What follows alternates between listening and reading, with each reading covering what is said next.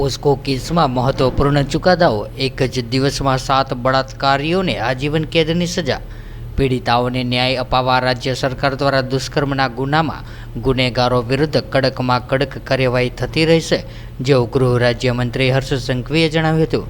એક જ દિવસે અમરેલી, વડોદરા અને રાજકોટ જિલ્લાની 7 પીડિતાઓને મળ્યો ન્યાય. 7 કેસમાં તપાસ કરનાર પોલીસ ટીમના તમામ અધિકારીઓ અને કર્મચારીઓને અભિનંદન પાઠવતા મંત્રી શ્રી હર્ષ સંઘવી અમરેલીના 2 કેસોમાં આરોપી પકડાયાના માત્ર 17 દિવસમાં જ ચાર્જશીટ કરીને અને ત્રીજા કેસમાં તે જ દિવસે આરોપીની ધરપકડ કરી હતી.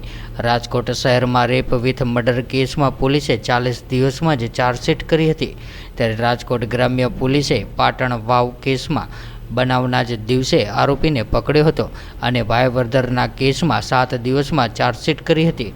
રાજ્યના મુખ્યમંત્રી શ્રી ભૂપેન્દ્રભાઈ પટેલના નેતૃત્વમાં પોસ્કો કેસમાં 3 વર્ષમાં નામદાર કોર્ટે 947 ચુકાદાઓમાં કડક કેદની સજા કરી છે, જેમાં 574 આજીવન કેદ અને 11ને ફાંસીની સજા થઈ છે.